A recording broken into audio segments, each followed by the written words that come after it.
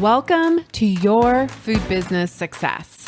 This podcast is for early stage entrepreneurs in the packaged food industry ready to finally turn that delicious idea into reality. I'm your host, Sari Kimball. I have guided hundreds of food brand founders to success as an industry expert and business coach, and it's gotta be fun. In this podcast, I share with you mindset tools to become a true entrepreneur and run your business like a boss. Interviews with industry experts to help you understand the business you are actually in, and food founder journeys so you can learn what worked and didn't work and not feel so alone in your own journey. Now let's jump in. Welcome back to the podcast. So glad you are here with me today. This episode was an amazing one for me to record. And I really think it's going to be one of those episodes where you're like, oh, my life before this and then after. And I think you're going to think about things a little bit differently. And I really hope give you some perspective. And honestly, it comes at the perfect time. If you are listening to this on the Tuesday that it airs, that means that we are just 2 days away from the Hard Times Ahead call.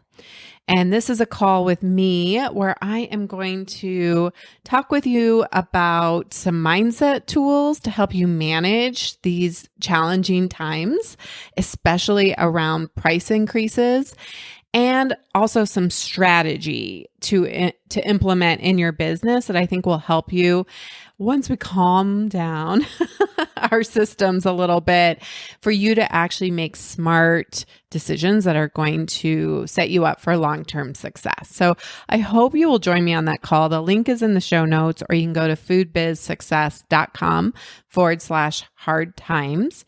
And this call is totally free. It's something that is in response to members and one-on-one clients sending me emails of panic and worry. And I wanted to give this gift to everyone. And the reason why I say it's such a perfect link with this episode, so I am talking with a coach colleague of mine, Kathy Zhang, and she is a palliative care doctor. Those kinds of doctors are very special to me in my heart.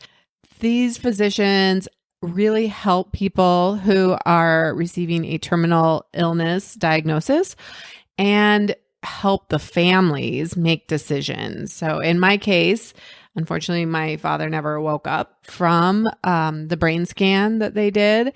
And so we met with a palliative care doctor, physician who really helped us as a family to navigate that and make the decisions. And I really credit, both my father having a living will really was very helpful, but then also that physician to really keep us together as a family and make that time as relatively easy as possible. Certainly a lot less stressful than it could have been. And so you might be asking yourself, what on earth does this have to do with starting a packaged food business? Well, I am definitely a real believer, as I have embraced entrepreneurship, that stoicism has really helped me to ground myself and to give me some perspective. And so stoicism, I guess in its essence, is really a philosophy, a practice of sort of allowing, and it is what it is, and just not resisting things so much. And there is a phrase in Stoicism called memento mori. And this is an ancient Stoic term for keeping death always on your mind to fully value and appreciate this moment. I just think that there is a lot of value to be gained, not in a morbid sense, not like panicky, like I could die at any moment, but keeping it there on your mind to give you perspective that this life is really short. We actually don't have that much time, and we're really just like little blips, like in the 13.8 billion years that the earth has been around, right? And Kathy has an amazing podcast called The Purpose Filter that I started listening to. She's in a mastermind group that I'm in. And I just really love her podcast. I've gotten a lot from it. And so I want to share this with you, these concepts with you. And again, I think it's actually perfect timing. I know we're all feeling some heightened anxiety and, nerves and worry as we head into the rest of this year, as we're still dealing with inflation, and that can really be wreaking havoc on your business. So I really hope this podcast is helpful for you. And please do get yourself registered for that call, or you will be able to access the replay for 48 hours. So it's foodbizsuccess.com/hard times. And without further ado, on with the podcast interview. All right, Kathy, I'm so excited that you are here today. Welcome to the podcast. Thank you so much, Sarah. So excited to be here for having me on.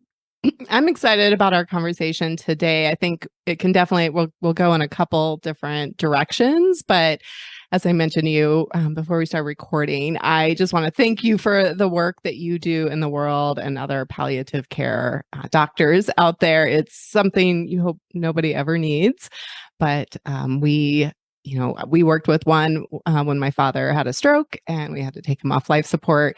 And man, 11 bodies trying to make decisions for somebody on life support. I'm so grateful for that doctor. So thank you for doing the work that you do in the world. Thank you. And, I can't imagine what you all went through, but, we're just happy to support you all during those challenging times. So thank you for sharing that. Yeah.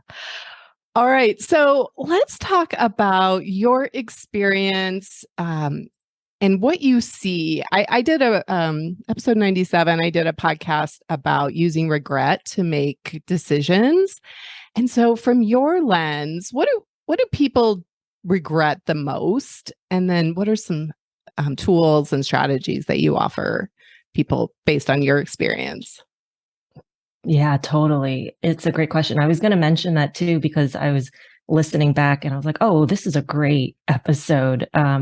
Because we do commonly see regret at the end of life. And some of the most common ones that I see are like people who feel like they didn't do everything in their power to live the life that they really wanted.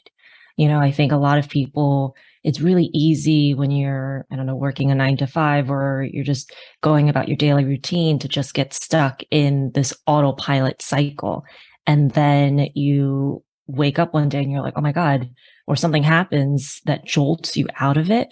And you're like, what am I doing? Is this really the life that I want to live? Am I doing something that's meaningful? Am I doing something that is fulfilling to me?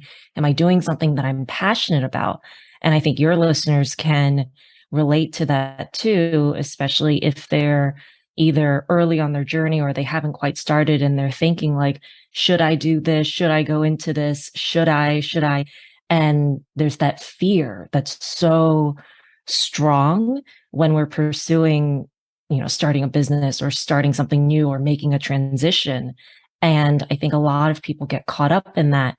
And then the regret piece is so powerful to be like, okay, well, in my head, in this future version of myself that I really want to be, is doing this or not doing this something that I'm going to regret? Is it something that I, am letting fear of failure or whatever it is be a roadblock for me to actually do the thing that I'm really passionate about? And so I think that's one thing that all of us can probably really get behind, is just trying to make something of this life that we have, of the time that we have. And so that was one thing that really came to mind when you first asked me that question. You have a great post. I was looking through your Instagram. So it says something like, we all have 2 lives. Say the rest of it, because it was so good. I don't have it in front of me. Yeah, it was, I think his name was, I think the audio was from like Naval Ravikant. And he said, we all have 2 lives. The second one starts when you realize you only have one. And it's so true, because when people come to see me, they realize what's important to them. And sometimes, and for a lot of those people, it's too late.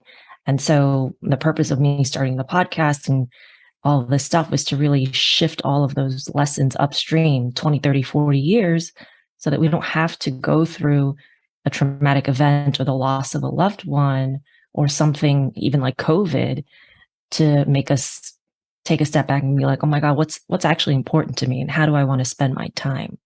And that was a big one. I know I saw with COVID, and I remember for me after 9/11, that was a big shifter for me. I think probably if I think about the biggest, those events that are life changing, I think 9/11 and then the death of my father, and then I think COVID to some extent. But I did definitely see that shifting of people when you, with COVID, where you were like, whoa, what's happening? And people starting to question what's important to me here. And, what have I always wanted to do? And people are experimenting in their kitchens as well. It's like the perfect storm for starting a food business, especially. Totally. Yeah. Do you think we're losing the lessons of like COVID? Like, what happens there? Because I feel like at the beginning, there was a big like people were like, yes, why have I been spending all my time on this 9 to 5 when I have this little passion over here I want to develop? But what do you think are you seeing that? I think that's such a great question. And it's really insightful too, because humans are so adaptable, right? Like something happens and it's this global pandemic, and we're like, oh my God, what do I do? I have to rethink everything. And then after 2 years, you're kind of just like, all right, well, this is the way that the world works, Yeah. and we get so used to it. And I think that's why, I love talking about purpose and being intentional with everything that we're doing and really keeping these things at the forefront and keeping the end in mind, even though it's uncomfortable, even though we don't want to talk about it. Because unless we're intentional with these thoughts, with what we actually want to do, and actually thinking about our life going forward, it's so easy to just get wrapped up in it and to just say, okay, well, we're going to be half virtual and half in person. And, there's daycare pickups and I have to take care of my own health and all these things that are a necessary part of life. But if we just let it run without knowing what we're actually doing, without having a purpose, without having a deep, compelling why, then I think it's just like, okay, this is it. And this is my life. And, that sort of thing. And so that was a great question because it's just so easy to get wrapped up in it and to lose sight of why you started doing this stuff in the first place, why there's a dream implanted in your head of starting a packaged food business, because not everyone wants to do that, right? No. I think people who come to me, like they just kind of assume that everybody wants to do a business, like, and I'm like, no, you're not. This is not normal. I mean, it's wonderful, and which is a great segue to talking about like when should you do it? Like you have that little voice in your head, and you're an entrepreneur as well. You are a life coach, and you coach high achieving women, and but you're also a doctor, and you went to school for a really long time to do it. So how do you know if you should, or how do you kind of take those first steps? That's a great question. What I realized for me, because my identity was so wrapped up in my job, especially, if your clients and your listeners have a 9 to 5 that, they went to school for or training for or something like that. My identity was so wrapped up in being a physician that when something goes wrong with that, like COVID, like, whatever it was, it really just tore me up on the inside. And I think one thing is that a lot of people, when you're in an entrepreneurial pursuit, when you're in the business, a lot of people get wrapped up in being like, my business does well, I'm well. If my business does poorly, I'm not doing well. And so one of the things that I recommend is to, one, whether you're starting a business, whether you're thinking about it, whether you're in your own job, is to have more of an identity that's beyond what you're doing, beyond what you're trying to create. You're not your job, you're not your business. And so that's one thing to help with that. And the other thing is there's no should, right? There's no when should I do it? Am I too old? Am I too young? Do I not know enough? One thing that I see so commonly with my patients is that like they come to the end of their life and they're just like, you know, there was no way I could have predicted the course of my life. There was no way I could have just been like, oh, that was the path. And of course, you know, like, et cetera, et cetera. There's no step. There's no syllabus, let's say, in entrepreneurial pursuits, right? Like I went to med school, I passed my classes, there's a syllabus, you do that, you graduate, you get a degree, but there's none of that in business. And I think for a lot of people, that's so scary because they don't know how, they don't know the way, and they let that be so paralyzing that they don't even start.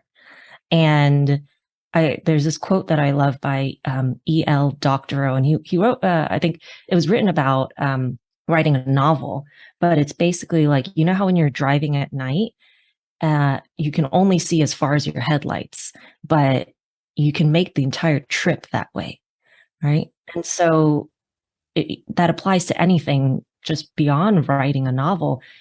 You may not know what the entire path of starting a packaged food business is, but if you just know the next step, if you just know the next step and you do that and you do that, that will take you further than you can ever imagine. And then get the help, you know, hire coaches and, you know, talk to people in the industry, surround yourself with a community.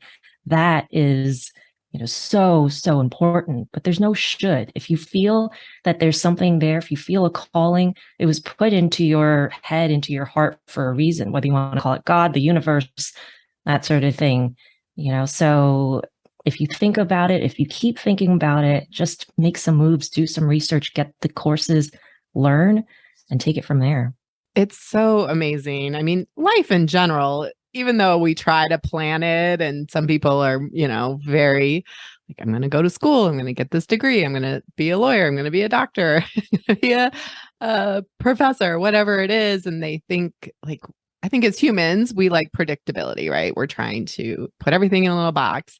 And then it can be a little bit, nerve wracking to think, well, I'm going to throw all that out the window or do anything like that. But to start a business, but I think life in general, like life throws us curveballs all the time, right? From COVID to somebody in our family getting sick, or you know, kids are a big one that like really throw your life into a lot of curveballs. So yeah, I mean, we all have this opportunity to look back on our life and say, you know, even though I tried to plan it, like it was this big giant roller coaster of ups and downs and things that I never could have predicted. But layer on entrepreneurship, and that's a whole other level. It's a whole other choice of saying, I'm going to choose a life that is like, you know, our coach likes to say, what you get the gift of how at the end. Like you just don't know. Yes,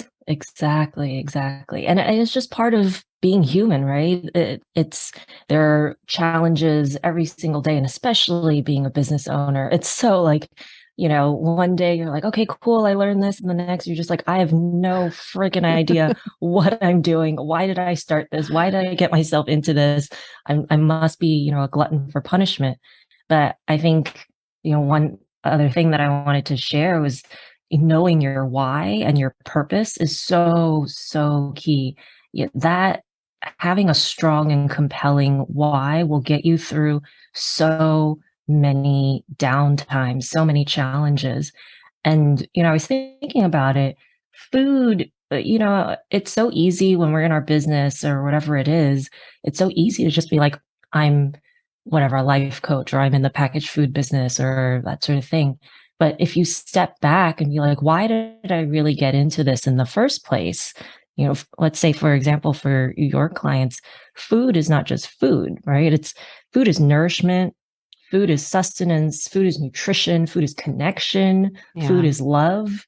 And I think it's really easy to get down in the weeds of it and just be like, I just need to find, a good manufacturer, or like, I just need to get this to market, or I just need to get in Whole Foods. But, if you can remember why you're doing this and make that super strong, super compelling, that's going to get you through so many tough times. Yeah. I mean, I say that all the time. You got to know your why. And how do you define purpose? Or how would you if somebody was like, I don't know, what's my purpose? I'm not quite sure. So it's simple, but it's not easy to execute. For me, the purpose of anyone's life is to just be the most authentic and best version of yourself. And the way that I see that is, I use this example. I have a hairstylist who just loves hair. She is so obsessed with it. She goes to conferences all the time. She talks about color, cut, styles, whatever. And by her being so authentic to herself and what her passions are, she is able to have an impact on her clients and on the world and how people see themselves and that sort of thing. And you think, oh, it's just hair or whatever. But, to her, that is what she can bring to the world. And I think it's the same thing for anyone else, whether I'm in medicine, whether I'm coaching, whether your clients are doing their own thing, or, they're trying to bring a product to market. If you can be authentic to your values, your integrity, what's important to you, and then live your life in that way, that I think is the easiest way, the fastest way to figure out your purpose. And I think a lot of people are like, what is it? What is it? What is it? Purpose isn't something that is found for me in what I've seen. Purpose is created. You can't just think your way to what your purpose is. You need to do things. You need to go out there. You need to experiment. You need to try all sorts of different experiences so that when you get to the end and you're able to look back, that's when people are like, oh, I know why I was here. I know why. Because when you're living through it, it's hard to be able to sort that out. It's only when you're able to have the gift of retrospection, of looking back, that's when you'll really know. But the purpose of your life is to do as much as you can that is aligned with who you are, to be able to then have so many experiences at the end to look back and be like, oh yeah, that's why I was here. Oh, I love that, because I really struggled, and I'm sure other people feel that way too, where I just struggle. I'm like, what's my purpose? What's my purpose? Like, I feel like my whole 20s and 30s were running around feeling so distraught and so suffering so much because I was trying to find my purpose.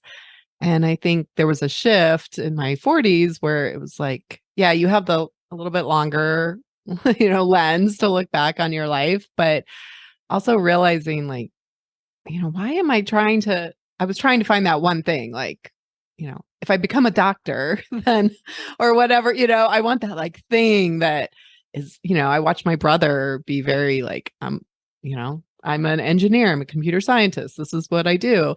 And that goes actually back to your statement earlier about your identity.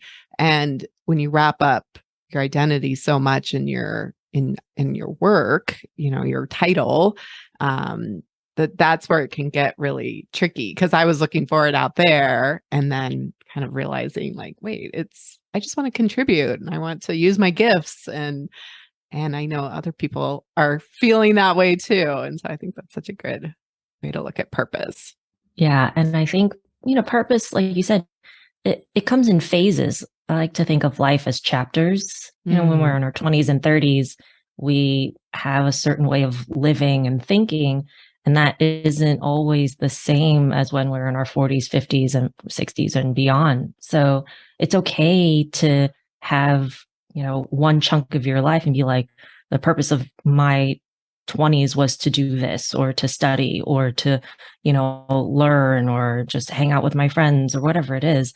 And then to be like, okay, well, I'm in a different phase of life. I'm in a different chapter of my life. And now my purpose is maybe to do this, to be a parent, or to start a business, or to, contribute and teach the younger generation, whatever it is. And so I don't think it needs to be this one thing for your entire life. It should be more mutable and flexible.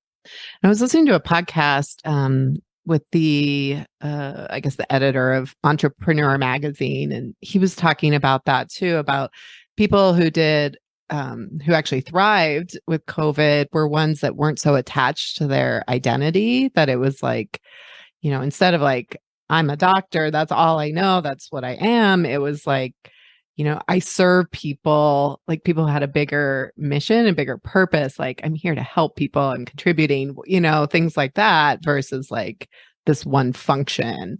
So I think for people listening, it's the difference between I make salsa, like, to like, I am, helping people have a better experience, create connection, things like that, where you can do that no matter what's going on in the outside world.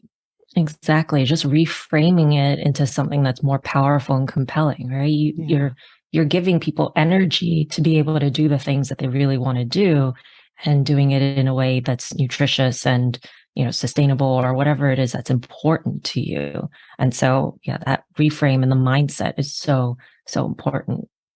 I know one of the things that comes up for people, especially, I do work with a lot of people who have 9-to-5 jobs, and again, things they've trained for and spent a lot of investment in. How do I want to say this? Let's say in from your experience, like, let's say your business as an entrepreneur, quote unquote, fails, right? Or like you decide to shut it down. How can we look at that? Because I think people are so worried about that, right? Like, yeah, but what if I start it and it fails? It doesn't doesn't live up to the expectations. But how do you think that makes us a better person? Like, how are you a better person just because of the pursuit of it? And even a better doctor, better mother, a better, better spouse. There's a lot to unpack there. And that's such a great question, because it's one of the biggest reasons why people don't start is just the fear, right? Yeah. And I think a lot of times, one thing that helped me was to think like, okay, well, what if it doesn't work out? And on the flip side is like, well, what if it does? So that's nice. But then some people are like, no, but what if it really doesn't work out? And there's this video clip of Oprah. She's one of my idols. I think on 60 Minutes. And it was back in like the 80s or 90s, like when she was really first starting, I think, the Oprah Winfrey Show. And they were asking her, what, you're doing this, it's new, etc. What if it doesn't work out? What if it doesn't do well? And she says, well, then I will be okay. Mm-hmm. I will still be fine. And it, because she says that my worth isn't defined by how well a show does. My worth isn't defined by whether people tune in. And so that for me was just so amazing to really be like, okay, how can I detach my own self-worth from the consequences, from the results, from the outcome, and being able to have that kind of distance from it. And again, just being like, you're not your business. You are an entrepreneur. You're a business owner. You are not this thing that you've created. Like, it's a part of you. It's part of your story and what you're doing in the world, but that is not the only reason why you exist. And so I think one is really detaching yourself from those results and having a strong sense of yourself. And then the other thing, I interview a lot of people who have gone through challenges and things like that. And they all say that I would never wish what I went through on my worst enemy. But they all say it has made me a stronger person. It has made me the person who I am today. And so I think that's a really great lesson to just be like, you know what? These pursuits, they are ways to build character, right? I think Sylvia Plath said, I love rejections. Rejections for me are a sign of action, right? If something fails, it means I did something, quote unquote, fails, because failure is, how we perceive things. But it's you're not going to be able to learn by just sitting there thinking about it, dreaming of owning a packaged food business. You have to go out there and try and do, and you're going to, come up with hardships. You're going to come against obstacles. It's really trusting in your own resourcefulness and saying, I may not know the right way, because there may not be a right way, but I trust that no matter what happens, I will be able to deal with it in a way that is, true to who I am and that makes sense for me. In coaching, we talk about having your own back. So going into an endeavor, so if anybody's listening and you're like, maybe I'm thinking about this, like deciding ahead of time that you are going to, like, no matter what happens, you're going to learn from it. I mean, you're basically saying you're inviting in hardship. Anybody who thinks like, I will just make my coffee or my kombucha or whatever, and it's just going to, create this amazing, profitable business without me having to do any work, that would be unrealistic. So you're inviting in hardship by becoming an entrepreneur, which are all the things that help build our character and create a more rewarding and rich life too. And we're deciding ahead of time, like, no matter what the outcome, I'm okay. Just like you mentioned, Oprah said, just so good. Exactly.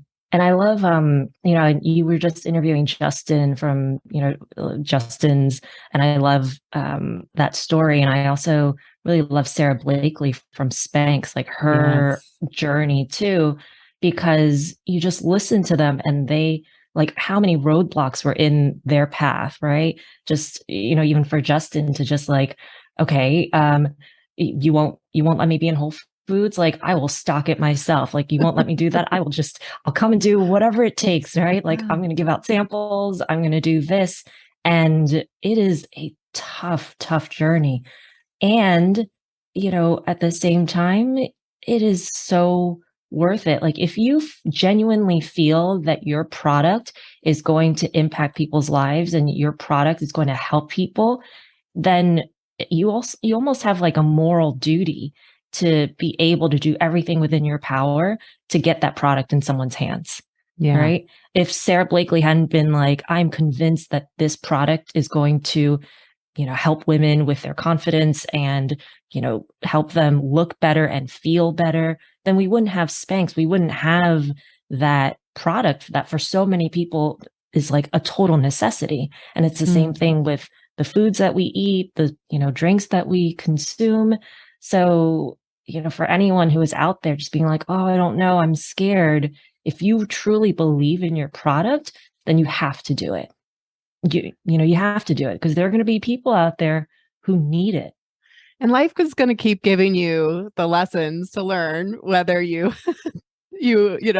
shove that little thought, that little nudge down deep. I think life will continue to give you give you those lessons to learn, and they may be things that you don't choose as much. And I think being an entrepreneur, at the very least, helps build your resilience and in life in general. I know for me, I feel like I can roll with things so much easier through the lessons of entrepreneurship. Totally. I feel like I'm a stronger person because of it. And, I, as a kid, my dad was always like, you are so, like, in a sense, soft, because I'm so emotional and I cry at everything. And he's just like, buck up, and now I'm able to, just take things with a grain of salt and let it roll. How, in addition to making decisions, I do think regret is a very powerful tool to use, not to beat ourselves up, but to look back or, say, would I regret not doing this? Because I think in that book, Daniel Pink, and I would imagine your experience as well, talks about, we generally don't regret the things that we tried, even if they failed. We regret the things that we didn't try at all, didn't put any effort. Is that kind of been your experience as you worked with people? Yeah, totally. No one ever gets to the end of life and is like, I'm so glad that I, spent 40 years at a job that I didn't like, doing things that weren't fulfilling to me. Everyone always says like, oh, I'm so glad that I took that trip that I've always wanted to take and cross that off my bucket list. I'm so glad that I tried. I'm so glad that I lived. I'm so glad that my heart broken, because otherwise I never would have been able to experience love and that sort of thing. And so, I like to think of regret also for the things that maybe we've made mistakes in the past. Not to think of regret as like, oh, I'm going to beat myself up, but to think about it as like, okay, if I regret something or I think I'm going to regret something, what's the lesson that I can learn from it? What's the lesson in that experience or that missed opportunity that I can apply to my life moving forward? Because it's not about, like you said, putting yourself down and being negative. It's about using it as a tool to inform your decisions going forward and to enrich your life in a positive way, keeping that in mind. It just popped into my head that like how we are compassionate with ourselves in this moment now about past things is going to, like, if we're totally beating ourselves up on a past decision, then yeah, of course it's going to be a lot scarier to start something, because however you're feeling right now, you're projecting that you're going to feel that way, if you do this riskier thing and it fails, right? Versus like we can use regret and in the moment of like giving ourselves a lot more compassion and learning the lesson, but then also saying, and I'm human, like I make mistakes. You're kind of training yourself, you're teaching, you're like reassuring yourself that in the future, if you do this riskier thing, that you'll be kind to yourself. Yeah, 100%. And, we all make mistakes. That's just a part of life. It's a part of, like you said, being human and the human experience. And we have the opportunity that if we were burned in the past, to learn from it and be like, okay, well, maybe it wasn't me per se, but maybe it was, how I went about it or the partner that I chose or, whatever it is to think back and be like, okay, how can I make this better for next time so that it isn't as risky or so that doesn't go under? And, that's something that we can all do. We talked about like the experience that you're going to look back on, and it's going to be ups and downs. And, you are basically inviting in a little more hardship and opportunities to build resilience. But I think on the first few years of my journey, before finding some of these life coaching tools that I use now, I was like, my whole identity was wrapped up in it. The achievement, it was kind of miserable. And it was not really, I was not having any fun for sure. It was like really motivating myself with self-loathing, the future. I'm going to beat myself up if I don't do this perfectly in this way. And this can go for life in general too, not just a business. But what are some strategies to kind of enjoy that roller coaster of life that we end up living? And like I said, inviting more of that in, being an entrepreneur. But from your experience, what are some tools and strategies? 100%. So, one thing that I love about my field in hospice and palliative care is that we really take self-care very, very seriously. And especially in medicine, it was something that I'd never really seen a lot because, and it makes sense, we deal with very challenging, emotional, distressing, uncomfortable situations, a lot of anger, a lot of sadness, and all this stuff. So for us, self-care is the vehicle by which we deliver better care to our patients. And I think that can be applied to our own lives. I think self-care has become this thing where it's like, oh, if you just get some massages or, take a bath. Right. And have a nice green smoothie and go to yoga class, that, it's going to solve everything. And not to say that there's not utility in those. We have to do some of those things.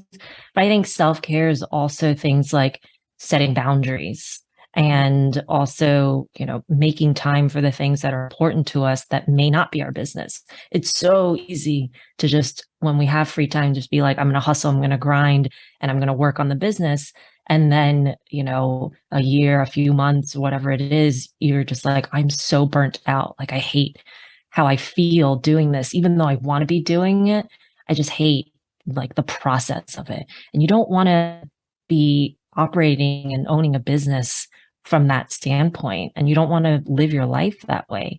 And so I like to think about time in the sense that, like, how you spend your time is how you live your life, right? If we want our life to be fulfilling and meaningful and fun and adventurous and amazing, then we have to spend our time doing things that are fun, amazing, meaningful, adventurous, and all of those things.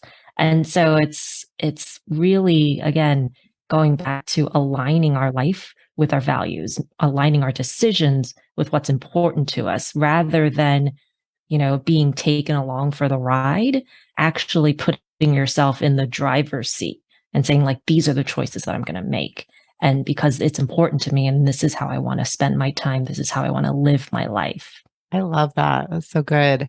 Kind of the analogy I've heard a lot recently of, like, it's like getting in your car and then you just hit the gas, but you're not steering it, right? And you're just like, life is just gonna like, none of us would do that, right? That's gonna be terrible.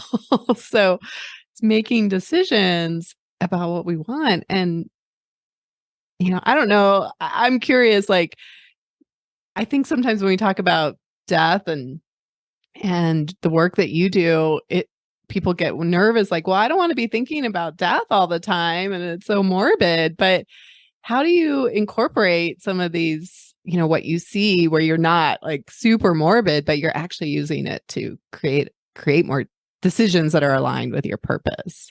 That's a great question, because I think we're such a death avoidance society in general.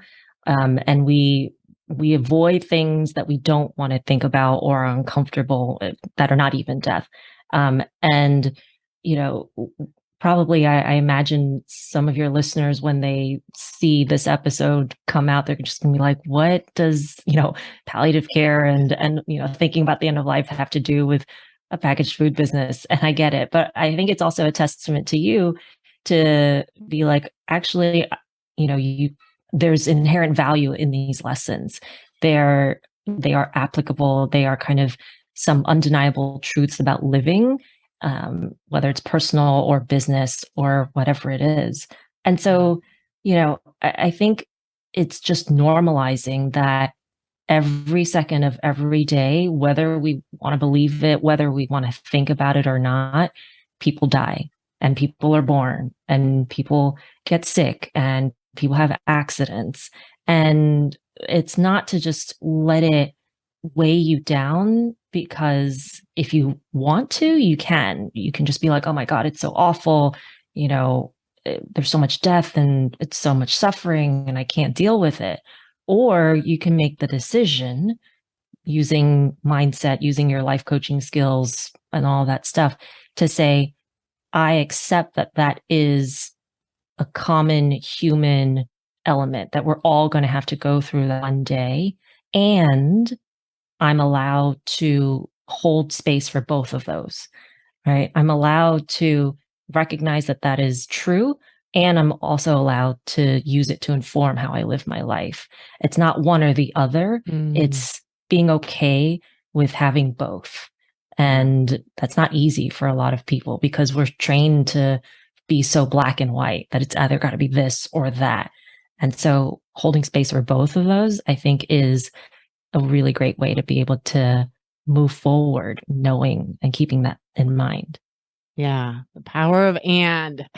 So I have it here in my office. Yes, you do. It's a hard lesson for me. I'm very black and white. So having those constant reminders that you can be having, just that, and that both can be true. Yeah. And I think I mentioned in some previous podcasts, but I do something Dinesh actually taught me, a coach colleague of ours, that basically, multiplied my like how long I think I'm going to live for and got the number of days. And I just remind myself of that every day, not in a morbid way, but I have a countdown and, I mean, and that's best case scenario. But I think as humans, we want to we want certainty, right? And we couldn't have uncertainty every day. We couldn't be like, oh my gosh, today could be the day and like live in that anxiety every day. We need a certain amount of like, I'm going to wake up the next day. I'm going to have my coffee. But, but at the same time, like nothing is certain. And so I remind myself of just not in a super like anxiety provoking way, but just saying like, life is precious. Life is short and I have fewer days left in front of me than I do behind me, which is wild. Yeah. And it's so true. And people are like, live every day as if it's your last. And I get the sentiment, but also on a practical manner. Like if today literally was my last day, I would not go to work. I would not, like do laundry. I would not do some of the things that we need to do. And so it's like you said, it's being intentional and just being like, okay, I have that in mind and I'm going to use it. Not necessarily to make myself feel bad, but to just like do things that I'm not going to regret not doing. I didn't realize I wanted to ask you this question. It's a little bit not quite on entrepreneurship, but I do have a number of clients and people in food business success who either a parent has died or has gotten sick. There's that real life tragedies that happen. And I'm just curious what you, from your point of view, what are some tools or how could people see, when they're in it, when they're going through it? What do you recommend for people who are, have lost something or so like coping mechanisms for grief and that sort of thing? Yeah. I mean, grief is so difficult because everyone experiences it and deals with it in a different way.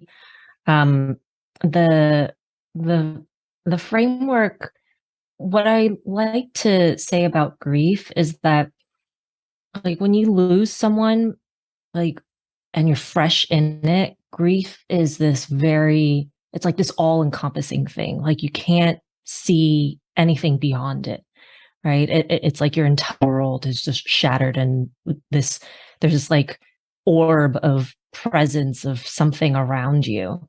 And you feel as though it's never going to get better. Like you're always going to be in it. And then, that grief and what you're feeling, I kind of think about it as like a circle or an orb. Like the size of that never really goes away. Like people don't get past it. You just kind of move forward with it. And the thing is that with time, even though the size of that grief is still present in your life experiences and with time, all the other things in your life grow around it. So your life kind of expands around grief rather than your grief gets smaller. Because I think for a lot of people, it's like, oh, like if I don't feel bad or if I don't think about this person, that it means I've forgotten them or something like that. That's not the case. It's just that it is not occupying as big of part of your life as it was when it was fresh, when it just happened. And so, that's how I like to think about grief, is that like life is going to expand around it. And there's so many resources that people can go to. It's really easy to shut down and say like, I just want to deal with this myself. And that's okay. But, also there are so many people who are also going through the same exact thing. Again, it is a universal human experience.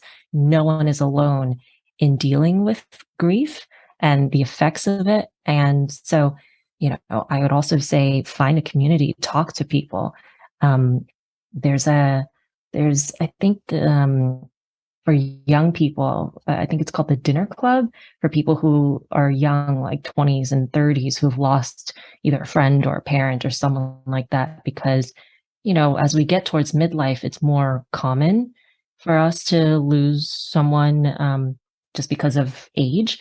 But to do it at a young age, I think is a different experience for a lot of people. Yeah. And, you can probably relate. So I think that that's something to keep in mind, that you're not alone in dealing with it.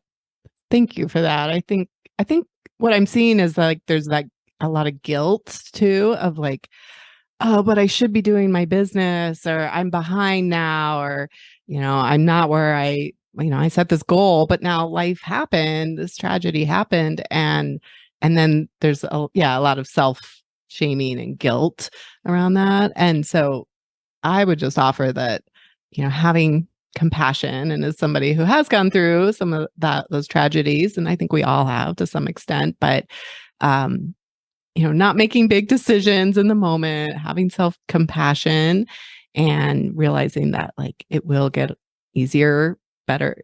I love that idea of your life expands, because that's definitely how I see my life. Like that grief will always be there. And my life expands around it. I know that has certainly been my experience with it as well. Yeah. Yeah. And once I came upon that framework, I was like, oh yeah, that is spot on. Yeah. It's very, very, very accurate. Well, this has been an amazing conversation. I've really enjoyed it. And I know, I think it's going to be really helpful for people either trying to decide if they should follow that little voice that's nudging them, how to deal with when you are, facing loss of somebody or in grief, and being kind to yourself, and all of these tools and lessons. Is there anything else that you want to be sure you mention? And then I'd love for you to share where people can find you as well. The final thing is like, if you are thinking about it, if you're on the fence, just go and do it. It's so worth it, because you will discover parts of yourself that you never thought you had. You will discover things about yourself that on the journey of being an entrepreneur that you wouldn't have expected. And it's so scary, but it is so, so worth it. Be grateful for the time that you have. Every day above ground to me is a good day, no matter what it brings. And so make the most of your time while you have it. I'm at the Purpose Filter on Instagram, at Purpose Filter on Instagram. My podcast is The Purpose Filter. It's so good. Yeah, your podcast is amazing. So thank you for putting that out in the world and sharing that. Thank you for having me. It's been such a blast. Thank you, Sarah. This is one of those podcasts I would love to get your feedback on, to hear if it made a shift in you and maybe eased some things a little bit, gave you a little bit more clarity, a little more, I don't know, just awareness or tuning in. I know that these conversations really do that for me as well. And Kathy's podcast is just phenomenal. So don't forget to get registered for the Hard Times Ahead call. It's totally free. And I'm just really want to be there for you and give you some tools and strategies, both in how to manage your business so you can keep it going long term and set yourself up for success, even during hard times. And just caveat, when are there not hard times? But that's okay. We're going to talk about it. I know it feels extra lately. And I'm going to give you some mindset strategies as well. So be sure to tune into that. It's going to be a game changer. foodbizsuccess.com/hard times. Until next time, have an amazing week. The smartest thing you can do as an entrepreneur is to invest in a who to help you with the how, to speed up your journey and help you skip the line. When you are ready for more support and accountability to finally get this thing done, you can work with me in 2 ways. Get me all to yourself with one-on-one business coaching, or join Food Business Success, which includes membership inside Fuel, our community of food business founders that includes monthly live group coaching calls and so much more. It's one of my favorite places to hang out, and I would love to see you there. Go to foodbizsuccess.com to start your journey towards your own food business success.